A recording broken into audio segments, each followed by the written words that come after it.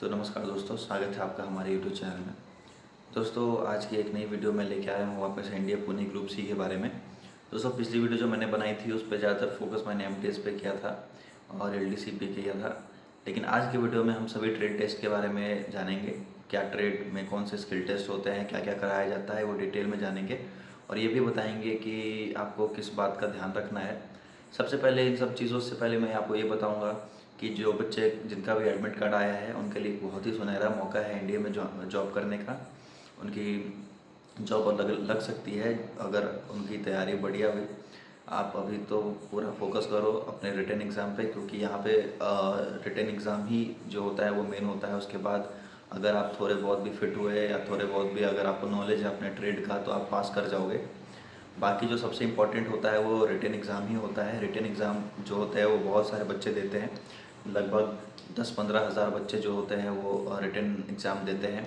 10,000 मान लो, 10-15 हज़ार तो नहीं बोलूँगा, 10,000 जो बच्चे होते हैं वो आते हैं रिटन एग्ज़ाम के लिए। तो दोस्तों, अभी सबसे पहली बात अगर हम करें तो वो है हमारा एलडीसी के लिए, लोअर डिवीज़न क्लर्क, जिसकी 16 पोस्ट है इस बार, पिछले बार ज़्यादा थी। तो एलडीसी का स्किल टेस्ट क्या होता है, तो सबसे पहली बात अगर मैं बताऊंगा तो एलडीसी के लिए रिटन एग्ज़ाम क्लियर करना, उसके बाद आपको स्किल टेस्ट में आपको एक मैटर दिया जाएगा पेज पे। उस मैटर में आपके कुछ किसी टॉपिक के बारे में लिखा होगा, कोई भी टॉपिक होगा उसका उसका लिखा होगा। उसमें जो भी मटेरियल होगा वो नॉर्मल ही रहता है, वो ज़्यादा हाई फाई भी नहीं रहता, नॉर्मल मटेरियल रहेगा जिसमें full stop, comma, double inverted commas ज़्यादा रहते हैं, मतलब उसके अलावा ज़्यादा कोई स्पेशल कैरेक्टर्स नहीं रहता। तो अगर आप टाइपिंग करने के लिए बैठते हो तो आपको 35 वर्ड पर मिनट के अनुसार 95% एक्यूरेसी के साथ 10 मिनट के लिए टाइपिंग करनी होती है। वो सॉफ्टवेयर होता है, आपको उस पर टाइप करना होता है। आप जब टाइप करोगे तो सॉफ्टवेयर जो है वो डिस्प्ले कर देगा आपका एक्यूरेसी और आपका स्पीड जब आपका 10 मिनट ख़त्म हो जाएगा। उस हिसाब से आपका सिलेक्शन होगा। फिर अगर आपकी एक्यूरेसी 95% है या 95% से एबव है और स्पीड आपकी 35 है या 35 के अबव है तो आपको सेलेक्ट कर लिया जाएगा। बाकी अगर एक्यूरेसी कम है या फिर आपकी स्पीड कम है तो आपको वहाँ पर डिस्क्वालीफाई कर दिया जाएगा। यहाँ पे एक चीज़ दोस्तों जान लो कि जो आप टाइपिंग टेस्ट करोगे उसमें अगर आपकी स्पीड 37 पर मिनट हो या 40 हो या 45 हो, अगर एक्यूरेसी 93 है तो आपको डिस्क्वालीफाई ही किया जाएगा। और उसी तरीके से अगर मैं बताऊं आपको तो दोस्तों, अगर आपकी स्पीड जो है वो 33 है बट एक्यूरेसी 99-98 है तो भी आपको डिस्क्वालीफाई किया जाएगा, क्योंकि यहाँ पे जो बेंचमार्किंग है वो आपको क्लियर करनी है। चाहे कुछ भी हो तभी आपको वहाँ पे क्वालिफाई किया जाएगा। अगर बहुत सारे लोग ये सोचते हैं कि नहीं, एक्यूरेसी कम हुई तो भी ले लेंगे, क्योंकि अगर ज़्यादा बच्चों का उतना एक्यूरेसी नहीं आया तो उसी में से सिलेक्शन करना, तो ऐसा नहीं होता दोस्तों। जो जो क्वालिफाई करते हैं उन्हीं को लेते हैं, अदरवाइज वो वैकेंसी वैकेंट रह जाती है, वो पोस्ट वैकेंट रह जाती है। अब तो ये बात हो गई आपकी एलडीसी के बारे में। दूसरी चीज़ जो सबसे इम्पोर्टेंट होती है वो है आपकी फायरमैन के बारे में। बहुत सारे लोग पूछते हैं फायरमैन में क्या स्किल टेस्ट होती है। तो फायरमैन की अगर बात करो तो इसमें सबसे इम्पोर्टेंट जो होती है उसमें 3 मीटर का लंबा रस्सा होता है और रोप, जिसको आपको चढ़ना होता है।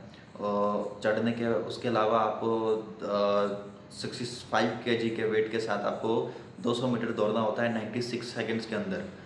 इसमें दोस्तों एक चीज़ का ख्याल रखना है कि आपको जो वेट दिया जाएगा 65 केजी, उसको आपको अच्छे से होल्ड करना है। उसके बाद अपने पैर के साथ धीरे धीरे दौड़ते रहना है, ज़्यादा स्पीड भी नहीं और ज़्यादा स्लो भी नहीं। आप कर दोगे। अगर आप उसको सही से पकड़ नहीं पाते हो तो आप कितने भी बड़े धावक हो या कितने भी अच्छे से दौड़ रहे हो, वो आपसे हाथ से गिरेगा और आप फेल हो जाओगे। उसके बाद दोस्तों इसमें 20 फीट का आपका हाई जंप होता है। उसके अलावा 9 फीट का आपका लॉन्ग जंप होता है। उसके लिए आप अपने आप को प्रिपेयर कर ले। उसके अलावा आपको थोड़ी बहुत ड्राइविंग के नॉलेज होनी चाहिए, आपको वो ड्राइविंग कराएंगे। उसके अलावा आपको क्वेश्चन पूछेंगे फायर जो बसेस होती है, फायर की जो गाड़ियाँ होती है उनके बारे में, कि किधर से पानी निकलता है, कितने जगह से पानी निकलता है, कहाँ पे कौन कौन सी चीज़ होती है, कैसे उसको खोलते हैं, वो सारी चीज़ें आपसे पूछी जाएगी। उसके बारे में आप अच्छे से प्रिपेयर कर ले। उसके अलावा दोस्तों मैं अगर आपको बताऊं, दूसरी जो ट्रेड होती है वो होती है हमारी कुक की। कुक की भी बहुत सारे लोग खुद पूछ रहे थे कि कुक की क्या वहाँ पे रहती है। तो अगर मैं बात करूँ कुक की, तो आपको कुछ डिश बनाने होते हैं, जैसे आपको कढ़ाई पनीर बनाने के लिए बोल दिया, या फिर चिकन कढ़ाई, या आपको कभी खीर बनाने के लिए कहेंगे, कभी आपको जीरा राइस बनाने के लिए कह सकते हैं, आपको रोटी बनाने के लिए कह सकते हैं। रोटी भी आपकी फूलनी चाहिए, अदरवाइज़ आपको डिस्क्वालीफाई कर दिया जाएगा। वहाँ पे आप जो भी डिश बनाओगे आपको इन सारे डिशों में से ही बनानी होती है। आप जो भी डिश बनाओगे वहाँ पे 6 ऑफिसर्स होते हैं जो खड़े होते हैं अपने पेन पेपर के साथ, वो चेक करते हैं कि कैसे वो कितना डाल रहा है, क्या कर रहा है, आपके सारे पॉइंट्स लिखेंगे। अगर आपने कोई पॉइंट गलत कर दी तो वहाँ पे वो पॉइंट लिखते हैं। उसके अलावा आपको दोस्तों ये पता होना चाहिए कि अगर आपसे क्वेश्चन पूछेंगे कि 50 बंदे हैं तो उसके लिए कितना, अगर 50 बंदे के लिए चाय बन रहा है तो कितना उसमें चीनी आएगा, कितना दूध आएगा, कितना चाय पत्ती अगर हम लोग डालेंगे। उसके अलावा आपको ये भी पता होना चाहिए कि कैसे हम लोग खाने को प्रिजर्व करते हैं, स्टोर करते हैं। इसके अलावा किचन सेफ्टी के बारे में आपसे क्वेश्चन पूछ सकते हैं। आपसे बर्तन धुलवाएंगे, बर्तन को रखवाएंगे अच्छे से। आपको बर्तन के बारे में पता होना चाहिए कि कौन सा कटलरी क्या होता है, स्पून्स क्या, फोक स्पून्स के कितने टाइप्स होते हैं, सभी आपसे पूछ सकते हैं वहाँ पे।